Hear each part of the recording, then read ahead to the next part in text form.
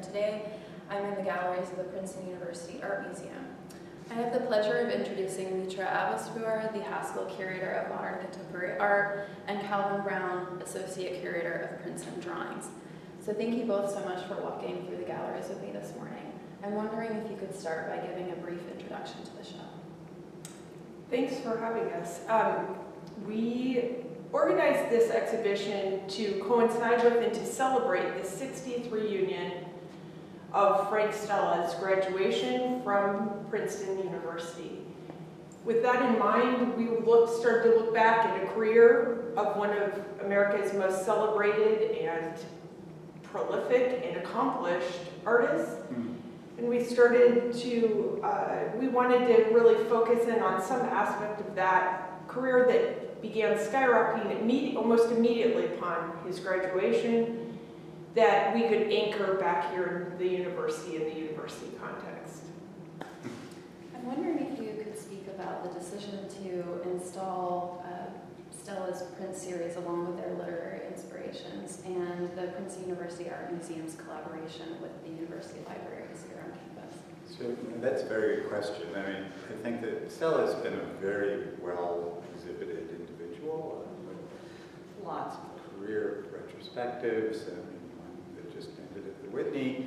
And we were thinking of what we could do as a university that would be different from all of that. And that's what led to some extent to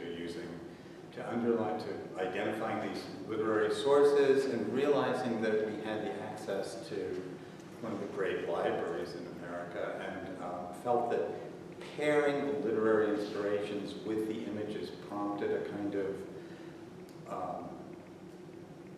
a rich kind of intellectual commentary that we felt was missing from the earlier exhibitions.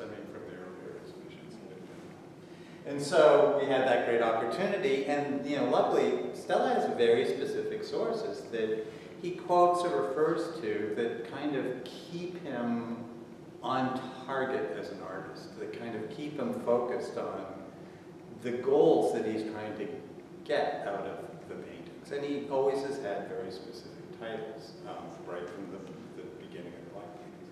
I think all of this reflects his university education. So here, this entire series of 12 prints are all specifically named or titled after and relate to a book published by L. Lissitzky in 1919. L. Lissitzky is probably one of the founding people one of the progenitors of contemporary 20th century abstraction. And it's only fitting that in Stella's bequest he would return to one of the people who began to describe some of these abstract forms that Stella would grow up using. The whole series is titled Illustrations After L. Lissitzky's Adgadya. Adgadya being a cantinated poem or song that's sung at the end of the Passover Seder. There's one print for every verse in both L. Lissitzky's book and in Stella's book. And the titles of each print kind of are the verse themselves, so that it leads you through it. It's curious, Stella had both an interest in folk imagery, folk materials, particularly of an Eastern European source, as did L. Lissitzky. And L. Lissitzky is positioned right at a moment when abstraction is coming into its own as a pure art form, which is clearly illustrated, both of that combination is clearly illustrated in the book, where there's a very Chagall-like folk-oriented image of the main character in the poems. And he's standing on this kind of cubo-futuristic kind of abstract cloud that holds the text. So,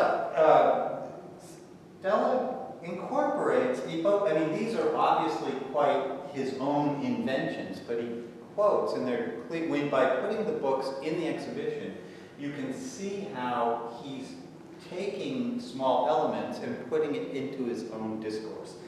For instance, this abstract shape on the bottom is a twisted, flowing kind of shape that appears in many of these prints, and you can see in this one right here that he's turned it vertically. The second source of inspiration that he's using to be able to kind of evoke a three-dimensional illusionary form that's is from this text of by Louis Monguy, who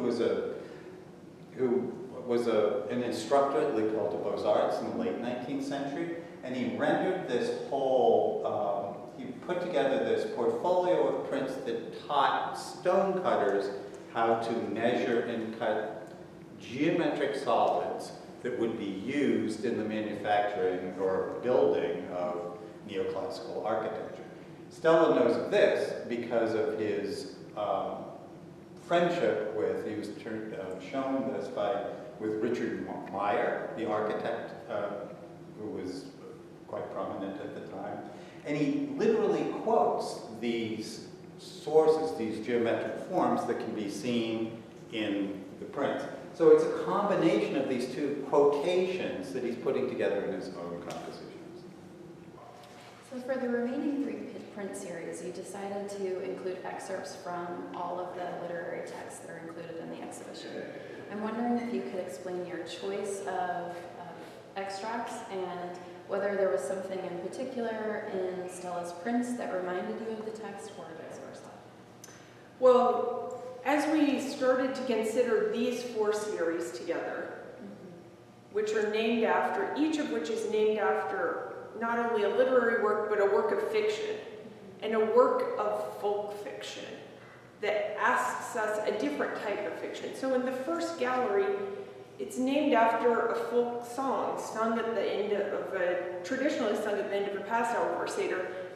Because we had the great opportunity to install all 12 prints in the series, as you walk around the room, the titles of the works themselves, installed in order, in fact, revealed that the entire verse, the entire song. Once we got into the Italo Calvino's Italian folktales, Herman Melville's Moby Dick, and the collaborative work, The Dictionary of Imaginary Places, these are books that also were fictions, but are fictions that are about fantastical places, creatures, adventures, and we started to think about the nature of fiction itself.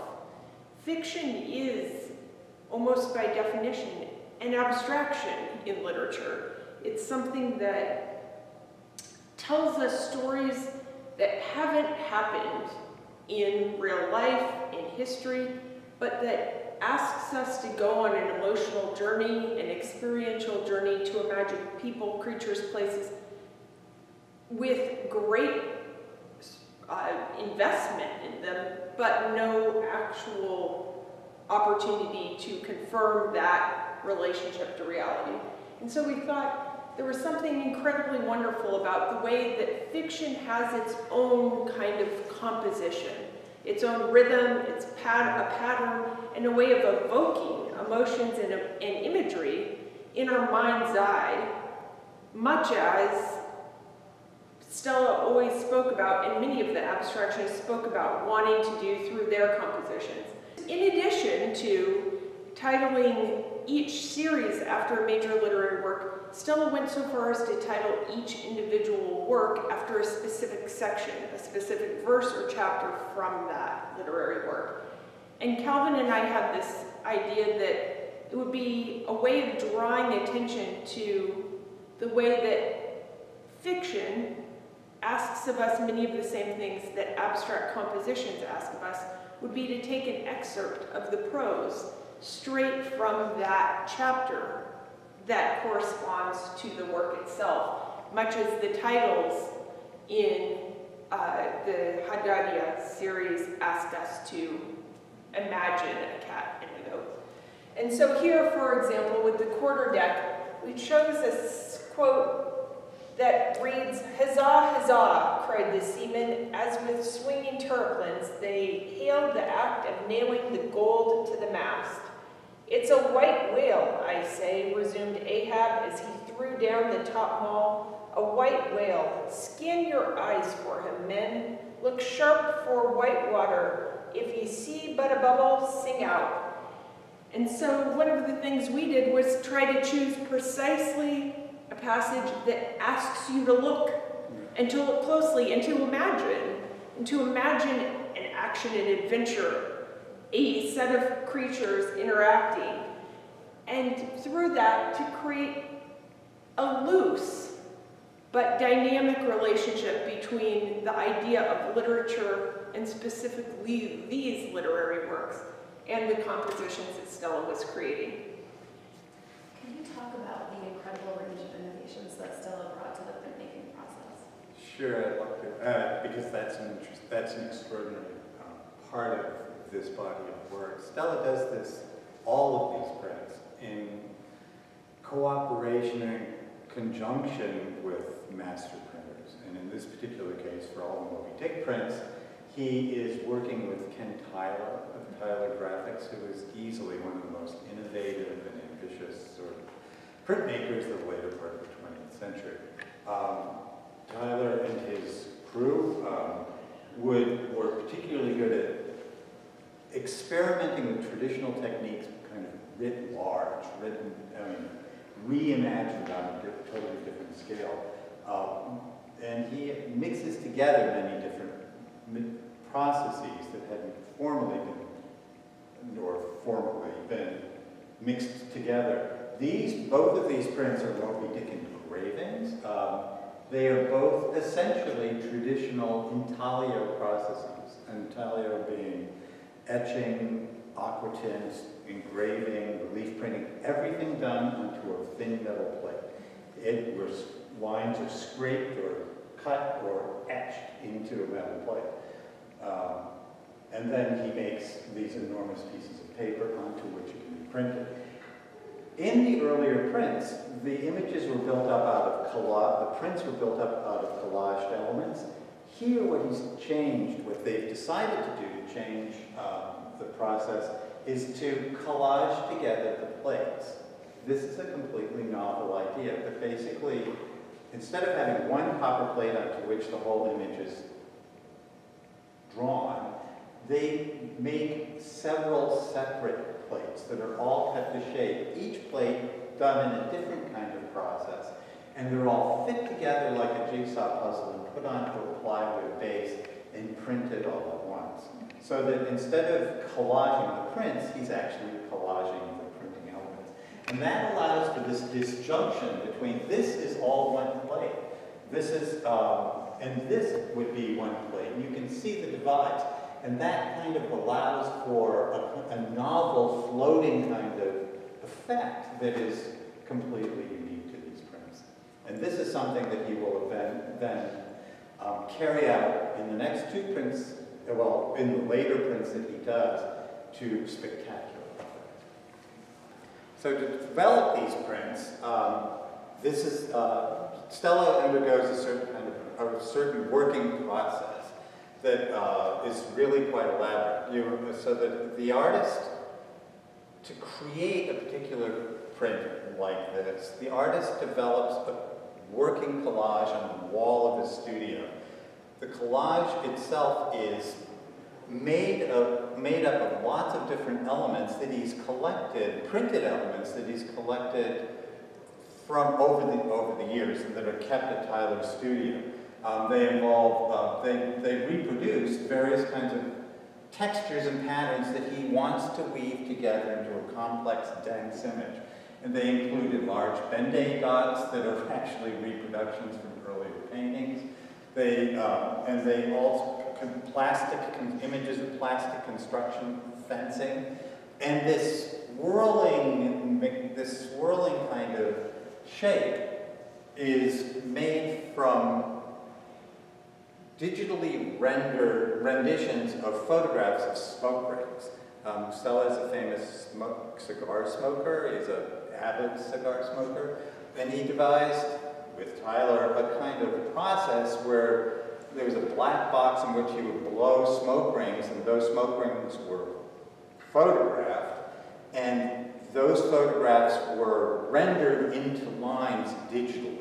The prints are made in 1993. This is a brand new technology, a way of incorporating technological innovations into the process of making prints. Okay. So that is reproduced as an image that looks a lot like an engraving that has a very kind of three-dimensional kind of aspect. All of these elements are kind of, once the collage is made, he and Tyler essentially gets together and they figure out how to translate it into a series of printing processes. And they organize various processes for each of these little individual things, and like they did in the engravings, they make individual metal plates for all these separate parts, shape them and fit them together into a plywood base. Each piece is inked individually and put into place in its print developments. I'm struck by the tension in these works between illusionistic and built space. How does Stella achieve this sort of balance between depicted space and actual space in terms of the surface texture of these works? It's a great question. It's one that brings us right back to the very introduction to the show and that first series. So when I mentioned the Norton lectures that he gives at Harvard, when he sets himself into the lineage of art history, he's really setting himself into a whole evolution, as he describes it, of breaking the surface of the picture and creating an idea of space within a composition. And in these prints, as we go from series to series, he's experimenting with different ways of making that idea manifest in the process he's using. So in that first series, he's doing it very literally. There's both illusionistic forms like cones and pillars and collaged pieces of paper that are pasted one on top of another. So even in an edition of 40, he's creating those same elements and recreating that collage each time. And in some cases, that collage, in fact, even breaks that rectangle, the edges of the frame, and becomes a shaped form. In his by the time we get to the Imaginary Places series, he's integrated the idea of building a print and creating illusionistic space into the printing plate and the final image itself. And so here, as Calvin talked about earlier, he's making one printing plate out of a whole series of pieces that he's placed together like a jigsaw puzzle. And each piece allows him to create a different printing technique and therefore a different type of imagery. From the very flattened version of something that was once three-dimensional, like his smoke rings, now digitally rendered, to these are areas where when you see them up close, you can see this incredible mountainous relief that gives the entire print a kind of topography in and of itself that he's created by pouring metal into a bed of sand so that he's casting mounds and molten metal into mounds and crevasses and this entire form that then becomes a three-dimensional printing element. That gives him this kind of built relief, both built because of the puzzle pieces and built into the surface of the print itself. So Frank Stella is one of the most famous living artists working today. He's a printmaker, as we know, a painter and a sculptor, and he's had several exhibitions throughout the course of his storied career. I'm wondering if there's anything that you learned while putting this show together. One of the great rewards of working on a show is, in fact, how much you learn and how much you learn about people that and art that you think you already know because he's famous, because he's so well known. It's easy to feel like you already understand or you already know Frank Stella's work. And what was great about this show was being able to study the collaboration he had with his studio mates and the collaboration he had with Ken Tyler, and the ways in which they pushed each other to really change the place of printmaking within his oeuvre and within abstract art at that time. And so they wanted to make prints that could hold their own next to the great canvases of the abstract expressionists and other painters. And I feel like once you get to these final two prints in the show, that becomes abundantly clear that the success of their collaboration becomes self-evident. I think that's absolutely true. Because by the time Stella gets to these prints, the Imaginary Places prints, printmaking is an equal part of his creative process with sculpture and with painting. It's really a completely expressive medium for him. And what we found in doing this exhibition is that it's, because as enormous as they are, the prints are more modestly scaled than the paintings and the sculptures and the reliefs that are spread all over the world. And it's somehow, Prince offers an opportunity to put many different ideas together and a whole span in the history of Stella's working world, so that we can actually see how they evolve and see how they interrelate in a way that you could never do for paintings and you could never do for sculptures. And that was a great revelation. It makes you re-examine the paintings of an artist you thought you always knew. You know, it's very enlightening that way. Well, thank you both so much for walking with me through the galleries this morning. I've certainly learned a lot about Stella's work and the influence that literature had on these prints. So, Thank you. Thank you for giving us the chance.